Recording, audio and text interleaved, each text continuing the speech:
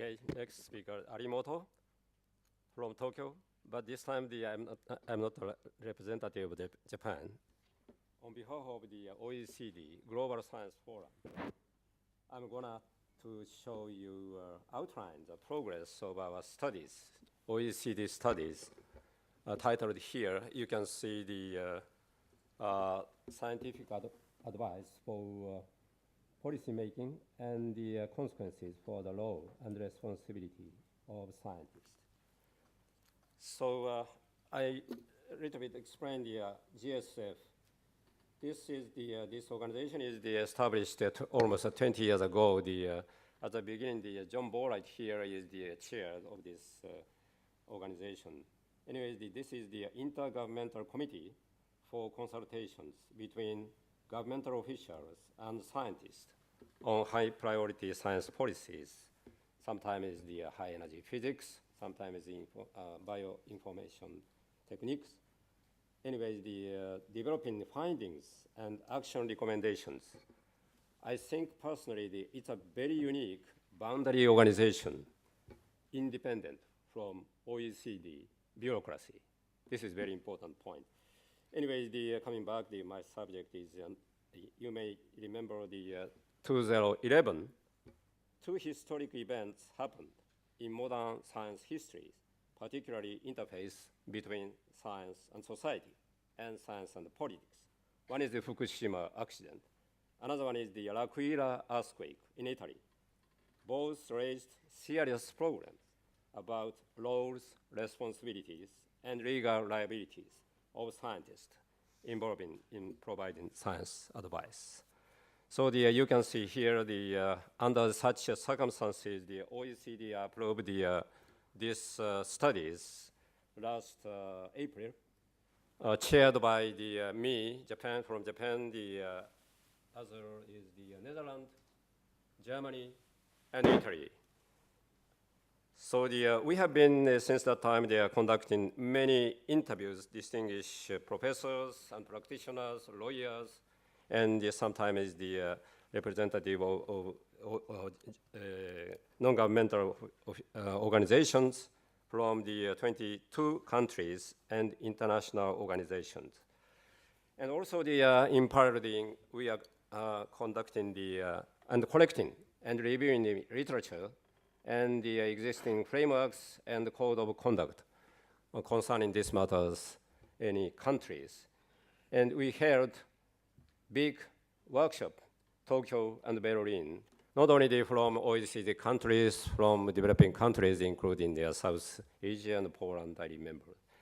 So I wanna make the contents of this time the coming report, which will be published coming the early next years. My observation and my other co-chairperson, want to make the contents of this report readable and understandable for politicians and governmental officials and lawyers and the general public. Sometimes is the narrative, sometimes is the storytelling. Another one is the character of this report. I insist a lot of the cases and experiences about science advice activities you mentioned during 2 days in many countries, which will be useful for not only developed countries, but also the developing countries to improve and already newly designed science advisory systems. I can show you a little bit the final report findings and the highlights. Probably this report is consisting 6 chapters around 50 pages. Well, first one is the current landscape of advisory systems. You may know very well.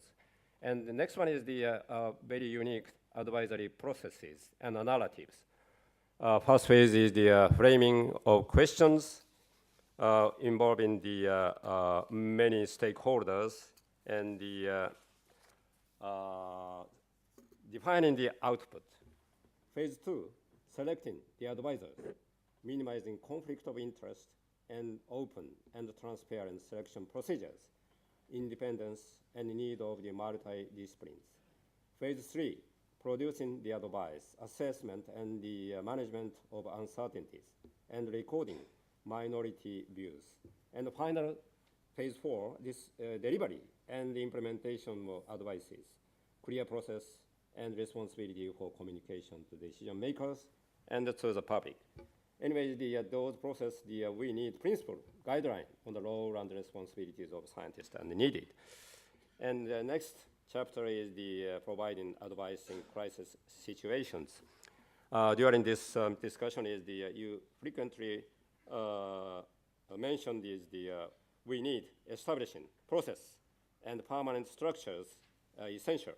Need for mandated and respected institution or spokespersons who can deliver authoritative advice to the policymakers and the general publics. Need for predefined communication strategy. Of course, there are national, transnational networks is important during the crisis. Next chapter, probably the responsibility and the potential liability. This is very unique. We are considering and talking and with the lawyers. Anyways, at the moment, just the message is that there is a very danger in light of the Laquia case and in the face of the growing risk of prosecution. Scientists hesitate to participate those risky advice activities may decline effectiveness of advisory system in general. So steps can be taken. The legal liability and risk of all advisory bodies should be clearly recorded and understood, and clear procedure and guidelines should be developed, dealing with conflict of interest and the training in communication skills. And chapter 5, international dimensions, frequently you mentioned here, increasing number of the global issues that require scientific advice, but specific challenges associated complexity, multidisciplinary, and international politics. So we need for political, scientific, and public legitimacy and validation processes on issues that require the concerted global effort and better coordination of science advisory structures across different scales, local, national, regional, and global, may assist concerted policy actions. So the need for establishing transnational coordination mechanism. So finally, the chapter 6 is the growing involvement of civil societies. This is very unique, but the emerging issues, but difficult. Science expertise is increasingly complemented by representatives from civil society. The rapid development of ICT and social media has opened up new possibilities for soliciting and disseminating scientific views. So, issues raised responsibilities, transparency, quality, and public recording and communication. Finally, you can see again this slide. OECD ministers and the politicians, as well as bureaucracy, have been growing interest with our studies. Therefore, the next year, the OECD ministerial meeting will be held in Korea. At that time, the discussion point, priority point, focusing upon the scientific advice, this field. It's a good step. We need collaboration, co-evolution. Co-evolution means scientists and politicians, both sides, scientific community and political communities. That's my presentation. Thank you.